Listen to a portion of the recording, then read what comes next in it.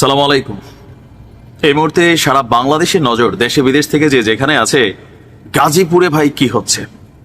একদিকে আওয়ামীপন্থী যারা আছেন তারা ভাবছেন যে গাজীপুর থেকে এবার খেলাটা খেলবো, আবার বৈষম্য বিরোধী যারা আছেন তারাও মনে করছেন গোপালগঞ্জে যা ঘটনায় গাজীপুরে তাই ঘটছে, সো খেলার শুরুয়াতটা এখান থেকেই ঘটবে।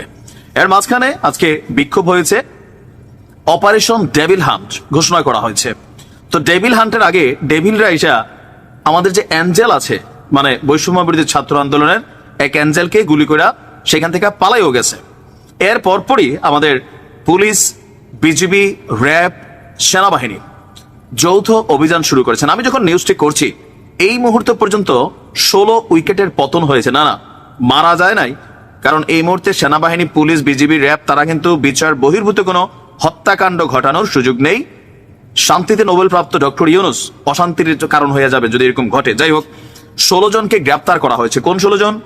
গতকালকে যারা ম্যাটিকুলাসলি প্ল্যান করে বৈষম্য বিরোধী শিক্ষার্থীরা যখন মুক্তিযোদ্ধা মন্ত্রীর বাড়িতে গিয়ে ভাঙচুর চালালো, ওই যে মাইকে ঘোষণা দিয়া যারা লোকাল পিপল, আওয়ামী লীগ সমর্থিত বা এলাকার মানুষ লাঠি সোটা দেশীয় অস্ত্র নিয়ে যারা ঝাঁপাইয়া পড়া এই ছাত্রগুলারে নির্মম ভাবে পিটাইছে, মৃত্যুর সাথে পাঞ্জা লড়ছে, তো তাদের উপর যারা হাত তুলছে এদের অনেকেরই চেহারা, নাম, পরিচয় ওইখান থেকে আপনার প্রকাশ হয়েছে বা তারা দিছে। এরপরে অভিযান চলছে। গাজীপুরের ধীরাশ্রম এলাকায় শিক্ষার্থীদের উপর হামলার ঘটনায় এই নিউজটা করা পর্যন্ত 16 জন গ্রেপ্তার।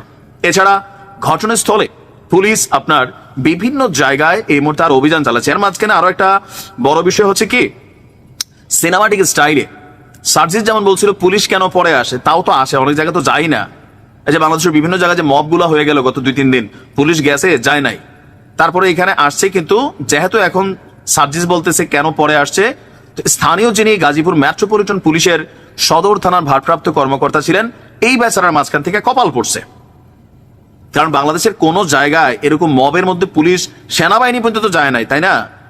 তো মাঝখান থেকে এখন বলির শিকার হয়ে গেছেন আমাদের এই ভারপ্রাপ্ত কর্মকর্তা, সাময়িক বরখাস্ত হয়েছেন। গাজীপুর মহানগর police commissioner doctor Nazmul Karim Khan আন্দোলনরত শিক্ষার্থীদের সাথে কথা বলেছেন।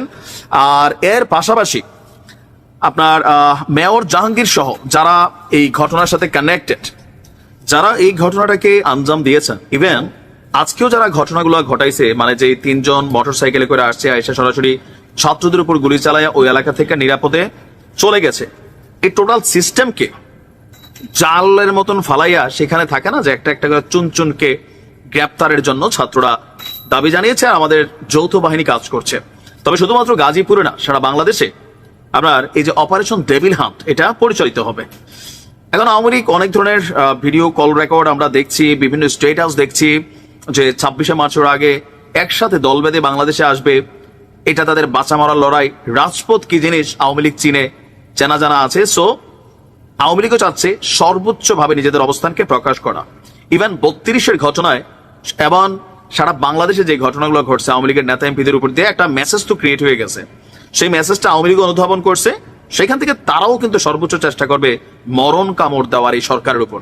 আর সরকার চেষ্টা করছে কোন ধরনের কামড় টামড় যেন সরকারের গায়ে না পড়ে। এর আগে যারা কামড়াবে তাদেরকেই ধরেন শিকল বাইধা জেলের মধ্যে ঢুকানো। পরিস্থিতি কি হবে আগামী দিন বলে দিবে। ভালো থাকুন, আসসালামু আলাইকুম।